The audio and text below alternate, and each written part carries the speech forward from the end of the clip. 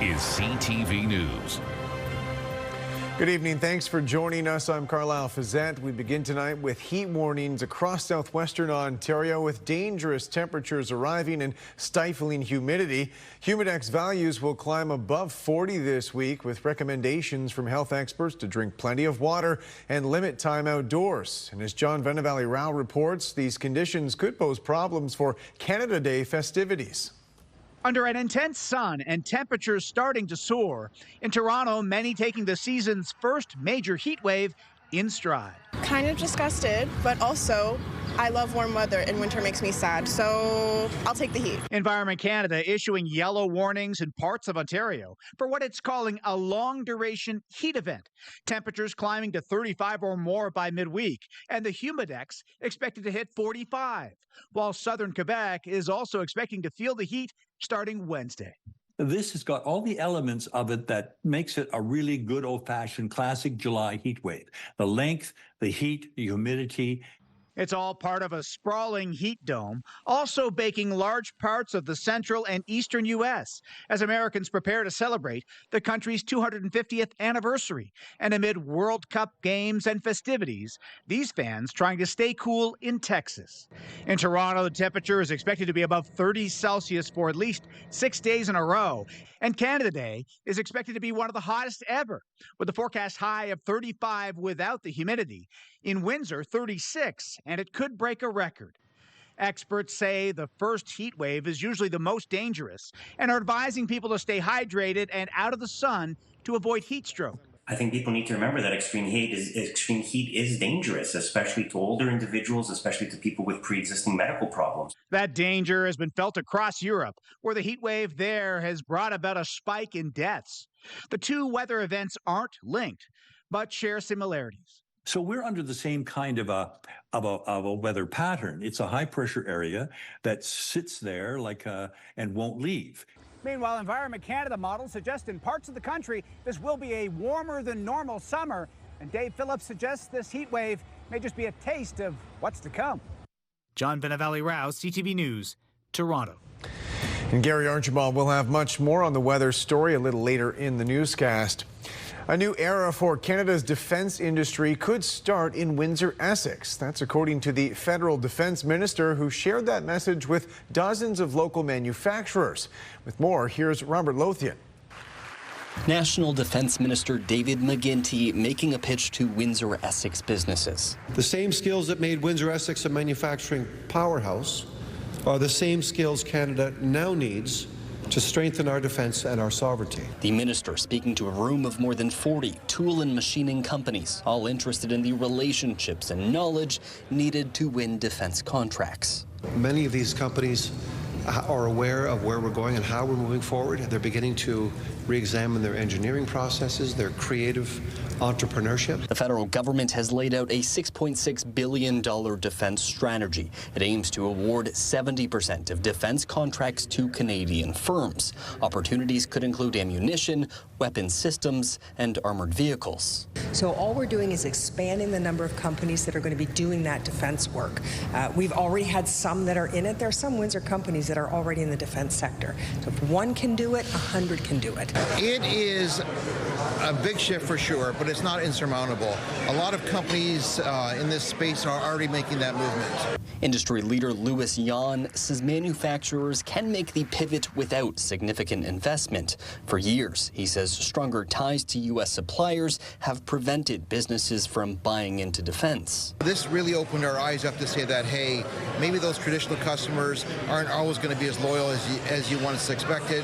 So you look for opportunities in other areas to do the same things you're actually doing all along, only for different customers. Canadian manufacturers continue to bear the brunt of U.S. tariffs, specifically those targeting aluminum and steel. Increasing domestic demand could provide some relief. We're just not as busy as we once were. There's not as many opportunities.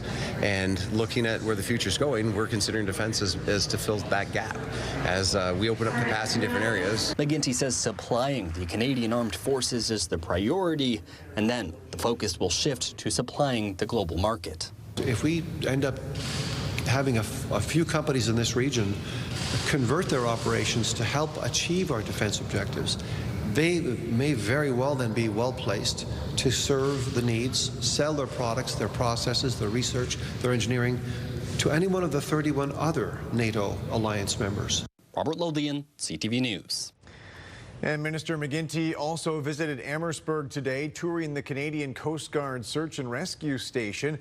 Part of the defense industry conversation includes Canada's aging fleet of submarines and the hopes of creating jobs through the process of their replacement.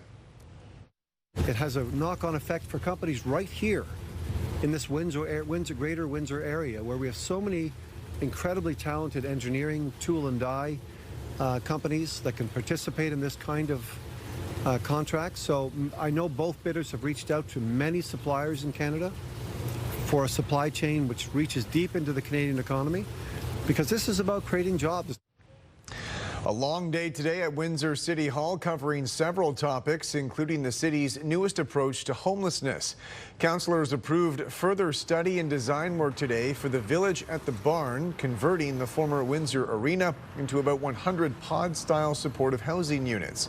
Construction is still not guaranteed, though, with an estimated cost of roughly $60 million.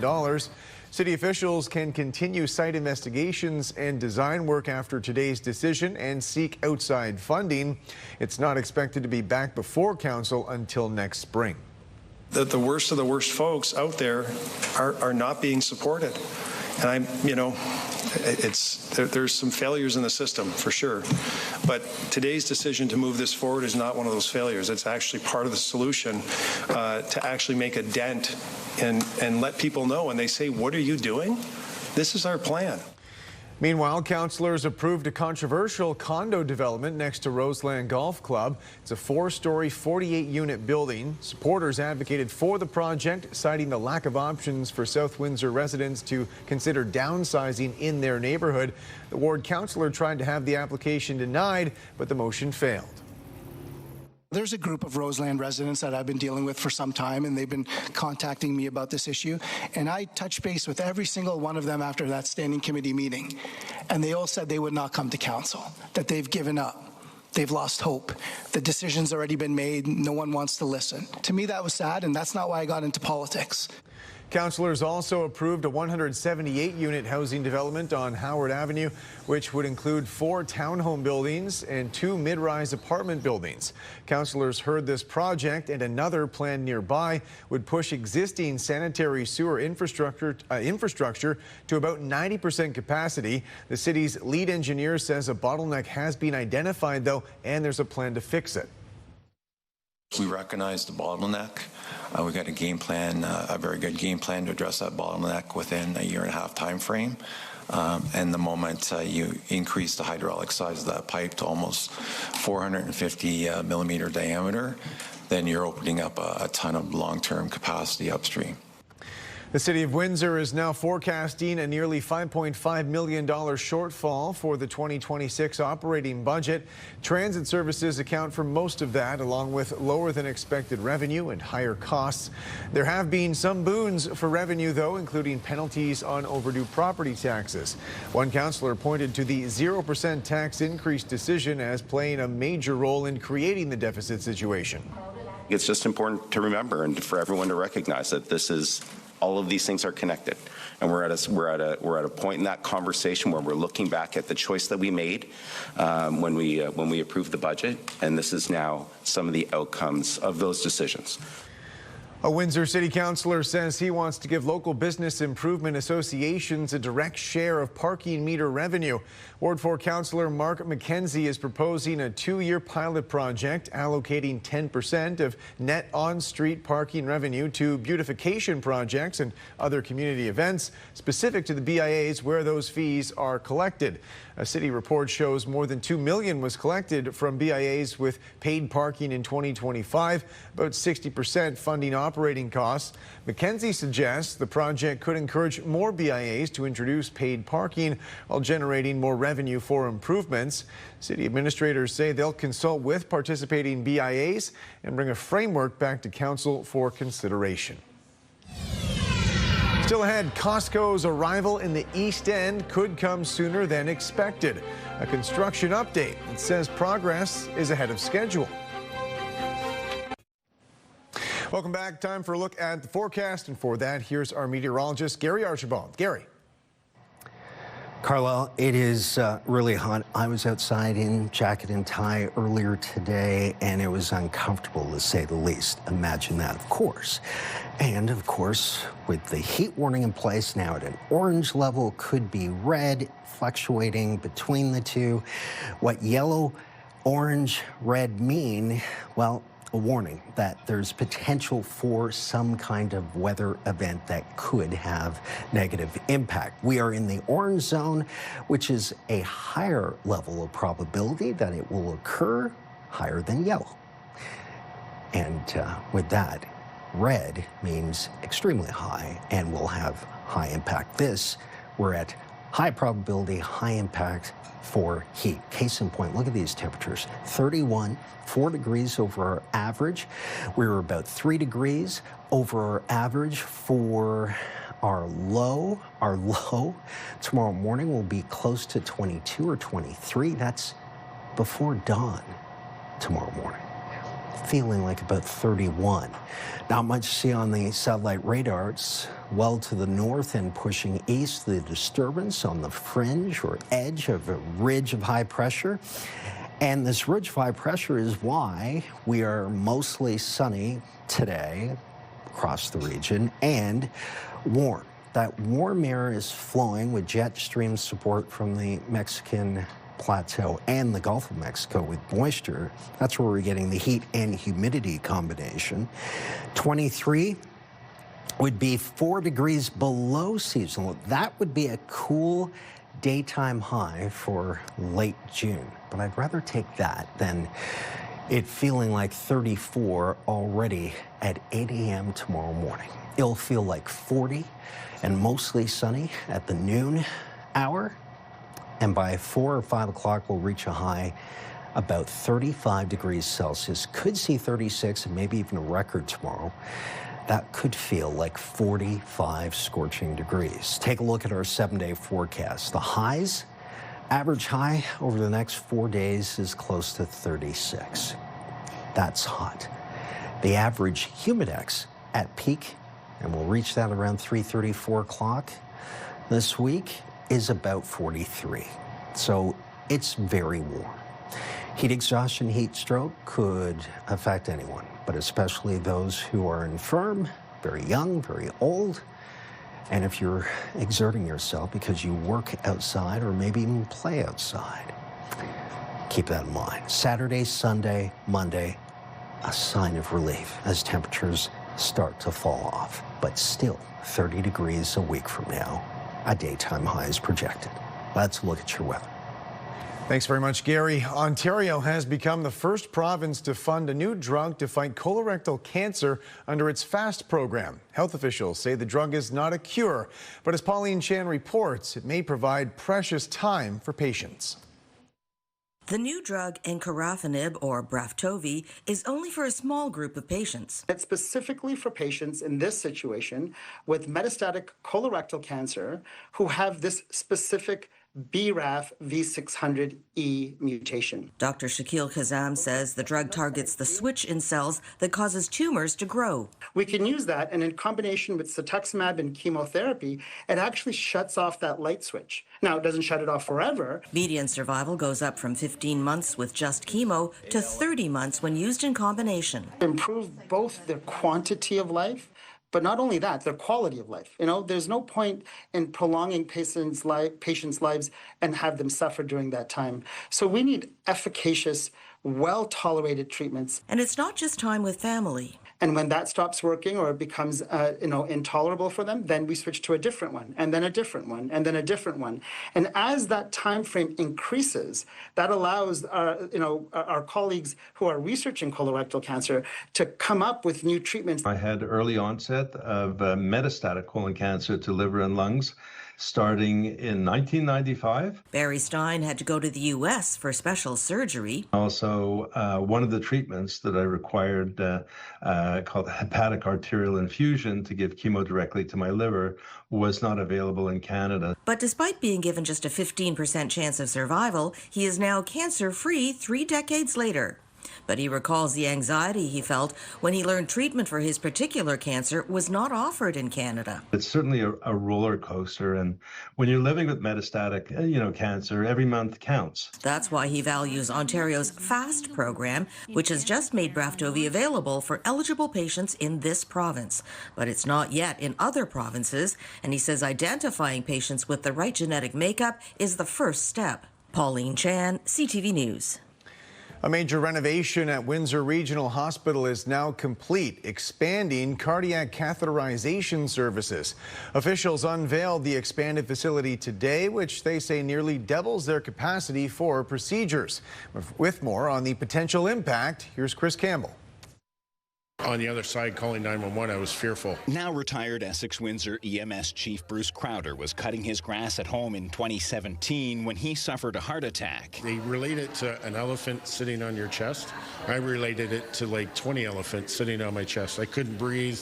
My throat was getting tight. Then I started getting nauseated and sweaty, and I knew exactly what was going on. Crowder called 911 and was rushed from Leamington directly to Windsor Regional's cath lab. Within minutes, doctors had restored blood flow by inserting 4 stents. Today, a major renovation. The expansion of cardiac catheterization services at Windsor Regional is open and ready for patients. The provincially funded project relocated the cath lab from the basement to a new second-floor space that can accommodate 2 cardiac cath lab tables. Crowder says doubling capacity will help save even more lives. It's amazing to sit back and see something that I helped build or helped, not that I built the cath lab, but built the protocols to bring EMS into the cath lab. It's nice to see that, oh, now we're finally getting a second table. Until now, Windsor Regional operated Ontario's only cardiac catheterization program with a single treatment table. If 2 emergency patients arrived at once, one could be transferred to Detroit or London for care. Hospital officials say the second table changes that. Up until this point, we've been operating with 1 cardiac cath lab table, and we've been doing exceptional things with that 1 cath lab table. But what this means is there's going to be fewer interruptions in care. The hospital treats roughly 2,000 cardiac patients each year. Officials say the expanded unit will reduce wait times, improve patient care, and nearly eliminate costly transfers across the border. For Crowder, it's also personal. Oh, yeah. I probably wouldn't have been here. That's why it's so emotional when I talk about it. Chris Campbell, CTV News. Officials say the new Costco location in Windsor's East End is on track to open in November. They say the steel structure is expected to be complete by the end of this week, with gas bar infrastructure already done. It's a $130 million development, with the surrounding infrastructure like roads and landscaping already complete as well. According to the developer, that work came in under budget and ahead of schedule, crediting a partnership with the City of Windsor. We probably did it in 50% less the time than what it would typically take a municipality to do. So it was great, and hopefully they mirror these type of relationships in the future when they're doing these big projects, because it worked extremely well, and it was to the benefit of, obviously, the taxpayers. The former St. Paul's Church property in LaSalle has been sold for $1.2 million. Rock Developments purchased the property at Malden Road and Sprucewood Avenue, announcing plans to tear it down for a new commercial project. Demolition is expected to begin in early July. The developer says it will be designed with retail in focus, not residences, and most of the church's artifacts have already been removed by the diocese, with a commemoration in the works with the municipality. A new survey of Canadian renters has found affordability as the biggest hurdle despite dropping prices. The Rentals.ca poll surveyed about 1,200 renters, asking them about their current housing search.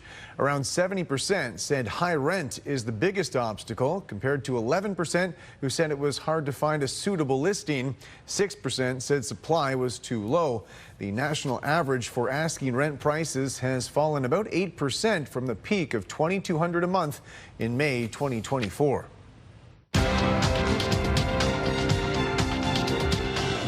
Canada's main stock index was down amid broad-based losses. The TSX fell 156 points. In New York, the Dow gained 307 and the Nasdaq added 523. The Canadian dollar lost 1/10 of a cent on commodity markets. Gold fell $57 an ounce. Oil gained $1.50 a barrel. Welcome back. A Chinese dissident who spent 2 decades behind bars for criticizing the Tiananmen Square crackdown has found refuge in Canada. Judy Trin has more on his escape from China and his fears of retaliation. A welcome that took 11 years to become a reality. Dong Guangping, a Chinese human rights activist and political prisoner, is finally on Canadian soil. Through an interpreter, he recounted his escape from China. I had the small rubber boat, and I bought the engine from China. Before sunrise, Dong set off from the northern coast of China in a rubber dinghy with a cell phone. He spent 40 hours at sea, and as his cell phone battery was dying, he was rescued by fishermen from South Korea. Dong said he risked his life for freedom. The Chinese communist regime, can kill me, but they cannot kill my dream. And my dream is I have to live in wherever is that allow me to think freely. This is Dong's 4th attempt to flee China. He was a former soldier and police officer who criticized China's 1989 massacre of student protesters in Tiananmen Square. Over the years, he has been thrown in prison several times for speaking out. He says in 2015, he was put in isolation for 5 months. The guards never took off his handcuffs. I was kept in a room, no window, no light, no clock. In 2022, his daughter, who was able to get asylum in Canada, petitioned the Chinese government to free her father. He had been hiding in Vietnam during an earlier escape, but was arrested by Vietnamese police and turned over to Chinese authorities. This time, officials in South Korea notified the Canadian embassy, and they sent him a ticket to Toronto. There must be power above us because this is so amazing. And especially, he never gave up. Now that he's safe in Canada, Dong Guangping says he'll continue speaking out against China's human rights abuses. At 68 years old, he wants to find work as a commercial truck driver, but he'll settle for driving an Uber. Judy Trin, CTV News, Toronto. The new temporary home of the Ontario Science Centre has opened at Toronto's harbourfront. Provincial government officials say the temporary location will remain until the new permanent site opens at Ontario Place in 2029. The former site was closed in 2024 over provincial claims the roof was at risk of caving in. Critics have pointed out the old roof remains intact, though, through 2 years of heavy snow and rain.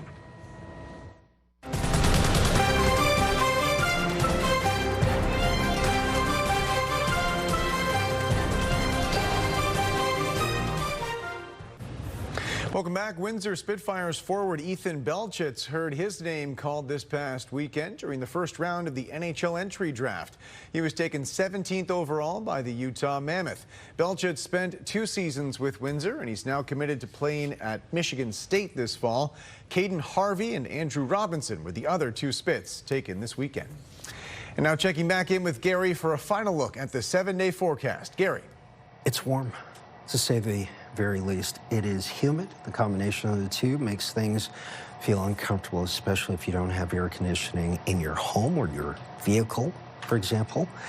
The next 4 days, I kid you not, will feel like the middle of July at its, well, most impactful, perhaps, when it's just blistering, sauna-like. The combination of high heat and humidity could be disastrous if we aren't commonsensical about it. Canada Day is going to be sunny, hazy, hot, and humid. Humidex values will average over the next 4 days at peak about 42, 43. Tomorrow, 45. Canada Day projections 45, 46. It's going to be warm. It'll cool off towards the weekend. By the way, scattered shower, maybe thunder shower Tuesday afternoon. Probability is relatively low. We could see a bit of a cool down, but still above seasonal temperatures a week from now. So take it easy. That, ladies and gentlemen, is your weather forecast. Thank you, Gary. Finally tonight, there's been so much attention on Canada's men's soccer team, but our men's basketball team is actually about to hit the world stage as well. With more on their World Cup qualifying preparations, here's Mike Walker. Back on home soil, Canada's men's senior team opening training camp in Toronto as the road to the FIBA World Cup continues. The national team led by NBA champion and two-time MVP Shai Gilgeous-Alexander. Playing for your country is something I dreamed about as a kid, and being able to have the opportunity to do so, I just choose the opportunity to do so every single time. It's that simple for me. The Hamilton native named team captain, a role he will share with the Phoenix Suns star Dillon Brooks. I think he's very unrattled, and that's why he's our captain of our team. Super composed, knows the game. Brooks and Nickeil Alexander-Walker are among the notable NBA stars among the 16 players on the roster for the next set of qualifying games. Canada has dominated the FIBA qualifiers so far, undefeated in 4 games and sitting in first place in its group. They're already in the driver's seat. All Canada really has to do is hold serve here. They've certainly got the talent to do it. The goal is to reach the podium, building on the success of the 2023 World Cup that saw Canada defeat the U.S. in the bronze medal game, its best finish ever. The vision is gold, World Cup, Olympics. The new head coach looking to build a foundation requiring a 3-year commitment from the players. We have a group of elite individuals and a lot of players who can impact the game in different ways. But first and foremost, we need to create a team mentality. It just doesn't happen overnight. It takes some time. Canada will play its next 2 games of the qualifiers at TD Coliseum in Hamilton, starting on Friday against Puerto Rico and then July 6 against Jamaica. Playing at home and playing in front of the home crowd is something you definitely want to do. We very rarely get opportunities to play in our country. But hundreds of tickets remain unsold, prompting the team's GM to make an appeal to fans. We need to fill the stadium, right? There's players here that want something for their country, and their country has to want it for them too. The TD Coliseum announcing today it will debut a court in honor of Gilgeous-Alexander at the World Cup qualifiers it's hosting. Mike Walker, CTV News. And that's it for us. Thanks for watching. For all of us at CTV News, I'm Carlyle Fiset. Have a good night.